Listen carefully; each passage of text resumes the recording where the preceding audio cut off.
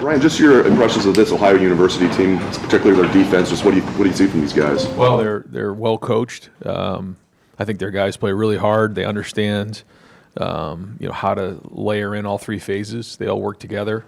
They're not just playing offense, defense, and special teams. They have a plan on how they're going to win. I thought the first week they took Rutgers all the way to the fourth quarter, played well, and then to get a win like that last week at home was a big deal, and they played really well. It's a good group and a really good challenge for our team. Ryan, when you guys scouted Will Kacmarek out of the transfer portal a couple years ago, what were the things that you guys saw in him that gave you confidence he can make an impact on his team? Will's a guy who hadn't played a ton of football going into college, and so when we were able to watch a film, and in particular the one against Iowa State, we just recognized the fact that he was a good blocker, he was strong at the point of attack, he was athletic, and then we got a chance to meet him. We realized that he was our type of player. What I mean by that is, I think anybody would like to have a player like this, but he's hardworking, he's a good teammate, he's smart, and I think he's getting better every day. Ryan, how much stock do you put into what Bo did on Saturday, both the good and then that last play, the coaching message with ball security there? Yeah, every play is an opportunity to get better, and I think that's what we're really trying to hammer home right now is that you can't circle opponents on your schedule. You have to continually grow with the process, and if you understand that it's about us, it's about our training. It's not about the results. So what I mean by that is it's not about our opponent, and it's not about the scoreboard. So, whatever you do in your training is going to ultimately reflect, how you respond in, really pressure environments. So we're going to coach these guys the best we can. I think sometimes it's difficult, when you're in a matchup that isn't even, which is what it was. And again, by the way, going back and watching the film on Grambling, I thought those guys played really hard. I got a lot of respect for them. I think they have a good year. But we all know that it wasn't a matchup game. And so you try to do the best you can to recognize the things that we got better at, but then the other things that maybe were masked because of, the situation. So there was definitely some good. I think it was great to get guys some film, get on film, correct some things. But it's the coach's job to make sure that we're addressing the issues. And we've talked about how the issues are always there regardless of your opponent. So we've got to get back to work today and have a great week of practice. How do you balance out the idea of playing fast and wanting to keep your offense moving, also with the fact that last year you had one of the lowest snaps counts on offense and did that intentionally to go to 16 games? Do you still balance that this year, and how do you handle it? I use it as a weapon when you think it's going to give your team an advantage. There's a lot of things to take into consideration when you make those decisions, but I think you always want to have the ability to switch gears based on the situation in the game. If you feel like it gives you a schematic advantage, there's a lot of things to consider. But I think the key is having the ability to be efficient in both tempos. And there's not just two. There's other different variations of that, and that has to be a weapon because ultimately the offense dictates how fast they go. And so whether it's cadence or tempo, we have to be the one that dictates in games, and that's probably the most important thing. Are you guys still planning on trying to lower the snap count throughout the year? Well, I think each game we go in, I think when you look at the season, you have a philosophy, and then you go into the game and you have a philosophy. And I think what you're trying to do is figure out what gives you the best chance to win in that game, and then you have to take a step back and figure out, how does it fit into the overall plan of the season. So there's a lot to consider there. Third row middle, Spencer Holbrook. Well, when you look back at the tape from Saturday, with Sayin having the sack, with Riley doing what he did, how much stock do you put into what those guys were able to do, and does that make you think maybe that they could use a little bit more of a look at some playing time? Yeah. Every time you're in the game is an opportunity, and a lot of guys are found during opportunities like this. And so every time you're on the field, it's an opportunity to get better, and you're either putting strength or weakness on film. So, yeah, the guys that popped are going to continue to get opportunities as long as what they're doing fits into what we're trying to get done on offense and defense, and they're grading out. Sometimes you can just late in the game kind of just go off on your own and try to make plays, and you can make a play, but that's not within the discipline of what we're doing. we have to consider all those things. But yeah, the more guys grade out and the more productive the guys are and utilize the snaps, then the more they're going to play. Second row on the aisle, Jeremy Birmingham. I mean, sort of in that vein, what Spencer's talking about, but how do you decide in a game where you know it's not a talent-equated game, how much stock do you put into a performance by Julian? You know, the problems are always there, which is something you've been saying, but then so does that mean that the positives are always there too? Or is it something where you're watching a game like that and you see 18 and 19, obviously good timing, good rhythm, all that stuff. How do you balance, hey, we did whatever we wanted against a team that probably shouldn't be on the field with us versus, hey, that's something that will translate down the road? Yeah, I think you try to do it based on your experience of seeing things. Take the passing game, for example. I mean, the spacing, the timing, location of the ball, like all those things you're looking at to see, does this look right? Or, are we getting away with things right here? Same thing up front. How's our footwork? How's our hand placement? How's the communication? How's the pad level? How are we getting off to the second level? Are we getting movement? All those things you try to do the best you can. And you expect a very, very high level of execution. And when you don't have that, you got to figure out why that is. And so it's the same thing you're trying to identify. Is it coaching? Is it scheme? Or is it personnel? The best you can. I will say it's not always easy coming out of those games to identify those. But the more you watch it, the more you work at it, the more experience you get as a coach, you try to project the best you can on those things. I know you don't want to coach players differently, but for a player like Bo at the end of the game when he gets removed from the opportunity to score a second touchdown, basically because he put the ball on the dirt, does the coaching point change? Does the way you guys coach it adjust based on what you need or expect from that player throughout the rest of the season? Does that make sense?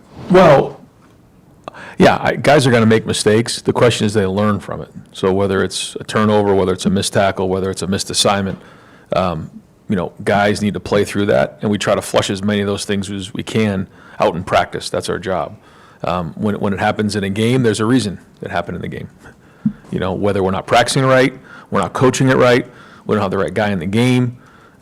There's a reason why. Now, it's the coach's job to make sure we prepare the players, but it's the player's job to make sure that we're in that moment when a mistake is made, they learn from it. When we start to have multiple mistakes that haven't been fixed, now we really have an issue. So that's why sometimes when you have inexperienced players that haven't done it before, you hold your breath a little bit because you don't know what exactly you're going to get. Now, all that being said, that's why we practice. That's why we train to make sure that we're ready in those moments.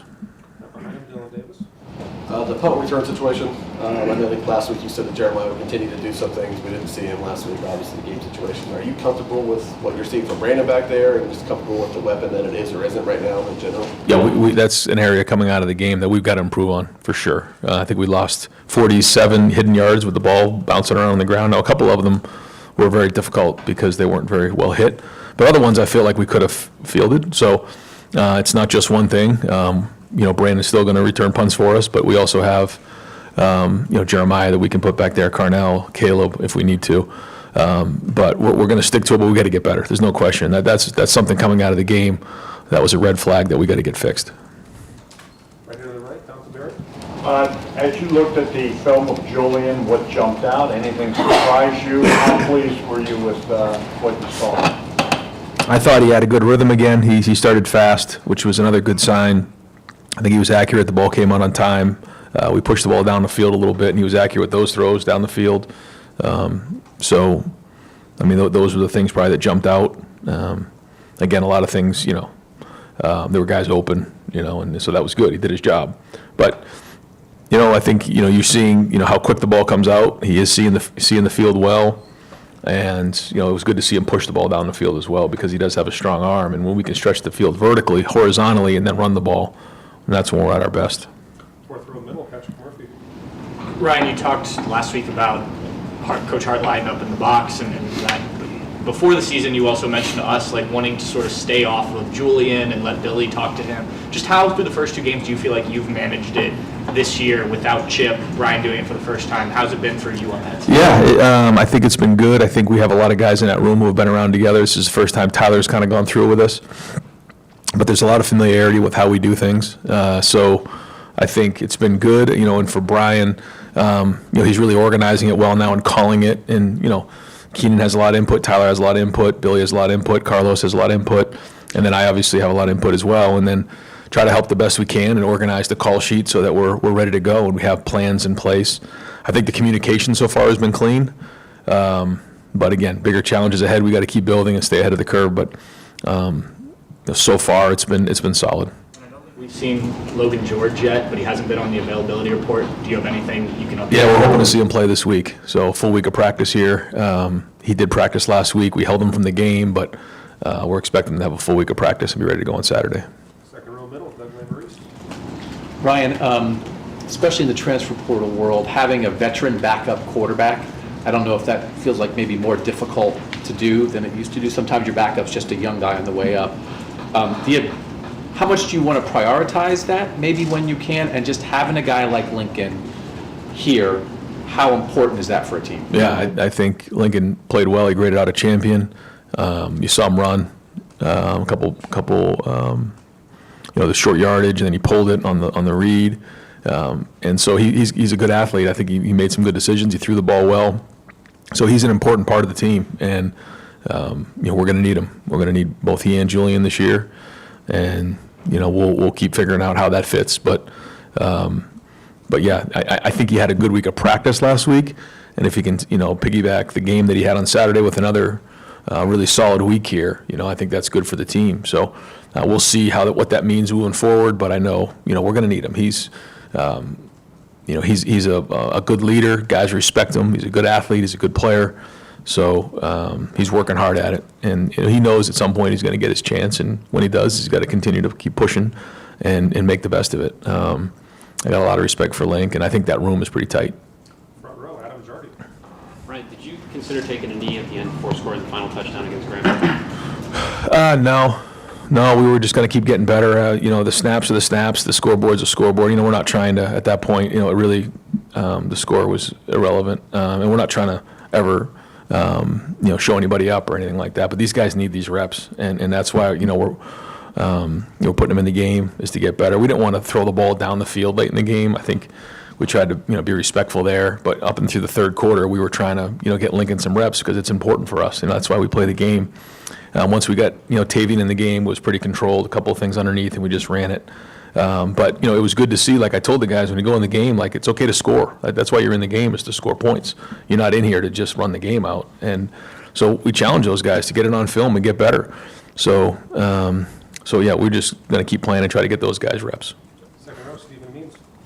Kind of going back to 2020 and 2021 when we're in the midst of COVID, you guys are trying to recruit, but you're doing it from your houses, not necessarily getting the chance to get on the road. I know you guys put together good classes, but how did that impact you guys' ability to maybe evaluate some guys that maybe were a little bit lesser known out there and maybe find some diamonds in the rough that you wanted to add in the class when you don't have the camps and all the things that you guys do in the off season? Well, what you try to do is you try to build as many relationships as you can with people surrounding the recruits so that you can get as much information as possible. And I think the more information you have, it certainly, makes it easier to make decisions on guys, and leads to less mistakes. So the more we can do and get out and see these guys and watch them in camp and get around them, the more we learn about them.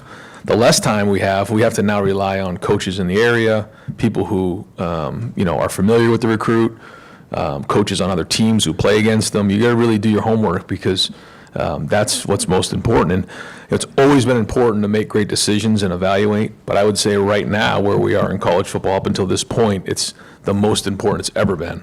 And we got to be on point with our evaluations. Did that maybe accidentally prepare you for what you're talking about now and that evaluation part being so much more important than maybe it's ever been? Well, I think any of those things help prepare you for when you got to make great evaluations, and a big part of that is the personnel that we have here, and a big part of that is the coaches. So in the recruiting department and the personnel department, these guys are going to go through, watch the film, give their evaluations, and then as coaches, we go on the road and we see and get a feel for it, like live and in color. Get around the coaches, get around the teammates, get around their teachers, get around everybody to find out what type of people they are. Do they kind of fit our culture? and then hopefully get a live evaluation. Like, next week, we'll be going on the road and getting a chance to see these guys. And so, trying to make sure that matches up with the evaluations we have here with recruiting. And then it's good to have discussions and conflict and argue about things. I mean, if everyone's just saying the same thing, usually it's not good. So I think trust is important and chemistry is important to make sure that we're all on the same page. Right next door, Bill Landis. Ryan, what has been your assessment of Max Klare through 2 games? What have you liked? Where have you identified as areas for growth? I think he's playing faster and faster. You watched the film the other day. I mean, he was moving around well. Didn't get as many touches, but the tight ends did. We'll keep building the package for him, but I think he's gotten much, faster and faster as he's come out of camp. Excited to see where the next couple games go. I guess not to speak ill of where he was before, but there's just a lot of different athletes around him on this team. You always talk about young guys having to get used to the speed of the game. Is there anything even for an older guy like Max getting used to kind of having more speed around him? I think you'd have to ask him that question, but I do think that the preseason for him was a challenge because, of the speed was one thing, but just the overall physicality of playing the tight end position where you got to block like an offensive lineman, protect like a running back, run routes like a receiver. There's just a certain level that you got to build up to when it comes to that. I think the preseason was a challenge for him, but he came out the back end and he's stronger because of it.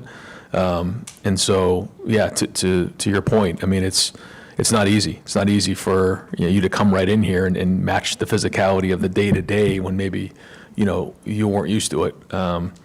So he's becoming a better player, and I think he's going to have a big year for us. Front row, Bill Rabinowitz. We're only 2 games in, obviously, but what's your kind of assessment of the coordinators? Brian, you touched on Brian a little bit, and Matt. So far, so good, but are there any things that they're still adjusting to, or has it been pretty seamless? I think the staff chemistry, I actually mentioned this to the staff today, is very good. I think everyone's working together well. I think the energy in practice has been good. I think the messaging to the players has been good. But, where we're going moving forward is going to be a big part of how we coach and what we identify. And so, we have got to fix the issues that maybe don't show up last week. And we got to project out what is the right mix of things that we're doing well, that is our foundation, but not getting into a situation where, we're getting picked on in terms of schematics and someone's got something, that they can look at and get a step ahead of. Also having enough curveballs in there that you're ahead of that, but then not doing too many new things where you can't execute anything. And that's the balance that we have to continually find. So it's very, very difficult, in my opinion, to make an assessment after 2 games. Obviously, the first game was a big challenge, but it was the first game. There's just a lot of clunkiness to that game, and it was great to get the win. But where we're going is just totally different than where we've been these first 2 games. So, a lot of work to do. We got to keep building, but that's what's exciting about this team. I think they want it. I think they have a good edge to them. I think they're growing up every day. Not everybody as fast as we want them to, but they're getting there. And the more they play, the faster they're going to grow up. Good. Matt Patricia's on the sideline. I think most coordinators have been, the defense coordinator's been upstairs. What went into that decision? That was his decision. Yeah, I left it up to him. Just get off the field on 3rd down. With Riley Penix named the defensive player of the game, rare for a true freshman. Yeah. What did you always make of that play that he had right in the hole? Yeah, it's a. Sometimes I know the score was great, but it's sometimes hard to pick a player of the game in a game like that when maybe guys didn't get a ton of reps, but in a short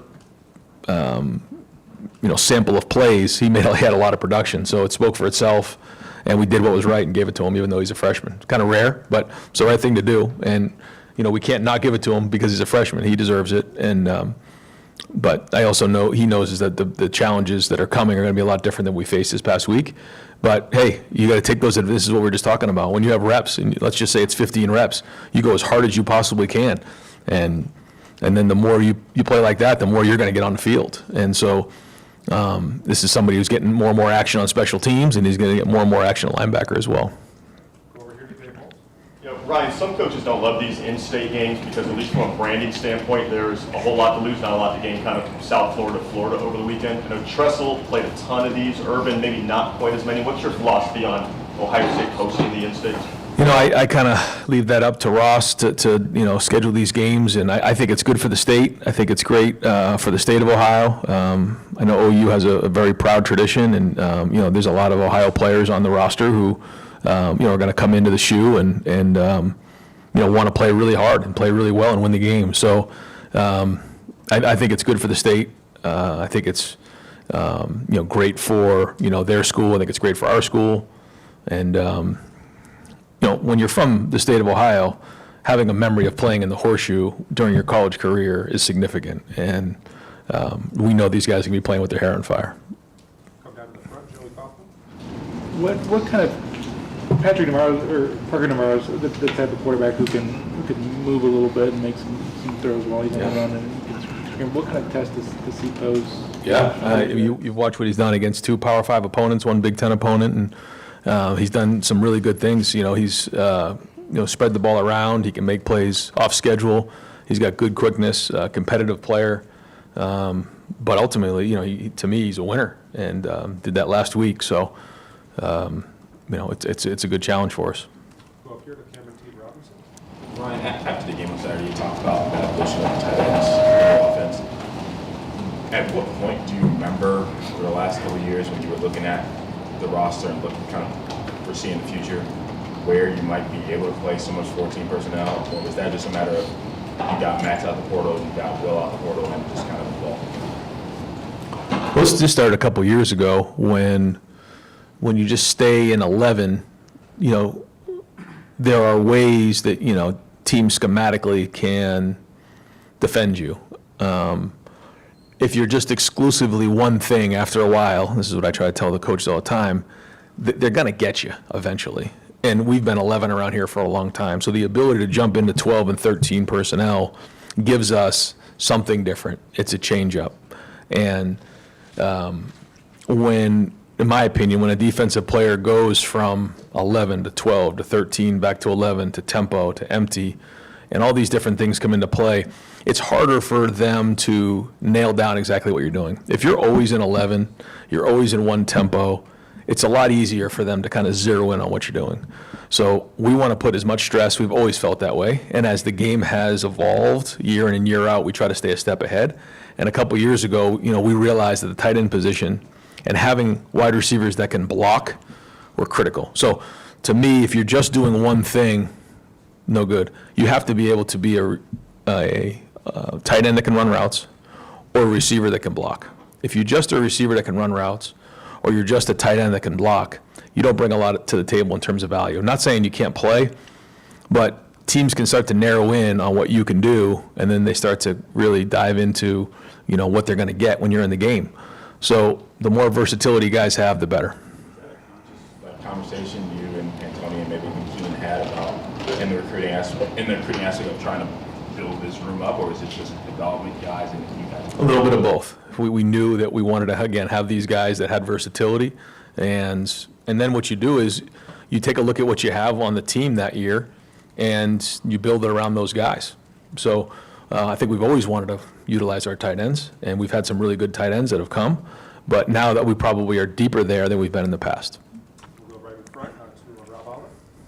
Yeah, Ryan, you open with Texas, then 2 non-matchup games, then your idol. That seems like a really good setup to allow you to reset after you. As long as you win the first game. Right. How much do you map up going into the season? How much do you map up or segment out the season into like pieces? Yeah. And without looking too far ahead. No, that's exactly what it is. I mean, as you could imagine, like the entire focus of August was to beat Texas. Because you look at the bye, you look at kind of the way it shakes out, like that was the focus. And then, all right, where are we going from here? What are we going to build from here? And there was install that we had during August that we were projecting out and planning and prepping and those types of things. But ultimately, like that was always right there every day. There was a part of practice that we were focused there. And so once you get done with that game, you have to recognize, okay, what's coming next. And then, this is really what our focus is. When we take a step back, you're able to recognize some trends in the year where, you may see a little bit of a focus here, focus there. And we talk about that in the preseason, not as much obviously now. Right now, it's all on Ohio U. it's our preparation for these guys and playing well, and really trying to master our process, our practice, because this is still really only our second full game week. The first week is kind of funky because you're coming off a camp and everything. I mean, we had a week to get ready last week. We have a week to get ready this week. And each day, our Monday is significant. Our Tuesday is a bloody Tuesday. Like, this is a big day. Then we have our Wednesday, and everything is very segmented. And so having the discipline to master each one of those days as we play on Saturdays, like kind of where we are right now. And so we gotta focus in on winning this game. And then we'll kind of figure out what's coming next. But yeah, as you can imagine, we do look at those things in kind of windows. All right, we got time for 2 more. We'll go first to Steve Hellwagner. Yeah, Coach. I think Jeremy Birmingham asked you a question a week or two ago about recruiting and just in this new landscape, the difficulty, I guess, in getting the commitment, holding on to the commitment, and at the same time seeing guys go to other schools or whatever. And I don't know if you're continuing to recruit guys. Just your thought about where this is headed and the job, I guess, that you and your staff have tried to do with this year's class. Yeah. Well, it really comes down to, once you get to December, that's what's going to matter. You've seen now more than ever where you see guys, commit someplace, go somewhere else, and things change. So, we feel like we have some really good guys committed right now, and, we're going to make a hard push here over the next couple months to finish out the class and then figure out, what's right in the transfer portal for us. But, we feel like it's really important to make sure we have the right guys and the right fit, and our coaches are working hard towards that, and have all the confidence in the world we're going to sign a great class. We'll wrap it up front row center. Jeremiah Smith talked at length after the game on Saturday how bummed out he was about those drops in the first game and stuff, and right on down the line. What does that tell you about him? I mean, his work ethic, et cetera. I mean, you rave about him all the time, but the way he bounced back, so to speak, but he needed that game, even though the opponent was what it was, right? Well, he's very, very competitive, very proud, works his tail off every day in practice. I mean, we try to pull him back, and he fights you on it because he just wants to get better every day. It's just the mindset and makeup, and he is an unbelievable example. And I think sometimes our players, I know the wide receivers probably do, and some of the guys on offense well, look at Jeremiah. Did you ever see Jeremiah do this? Did you ever see, and then after a while, I think they get tired of it, but it's because he sets the example every day. And when you have your best players who have that type of work ethic, a guy like Carnell Tate, I mean, what an example he sets for the other guys. Brandon Innes, and so your best players are the ones that are setting the tone, and that's a great sign. But when he drops a ball, it's nobody even bats an eye. I mean, certainly we're disappointed, but it's not like anybody thinks like he's not going to catch the next one. Because what we see in practice every day tells us that he's going to catch the next one. So there's never any doubt there, and we have all the confidence in the world. And that's one of the things that I try to share with the guys all the time. The harder you work in practice, and the more you do it in practice, the more confidence you have when you're on the field.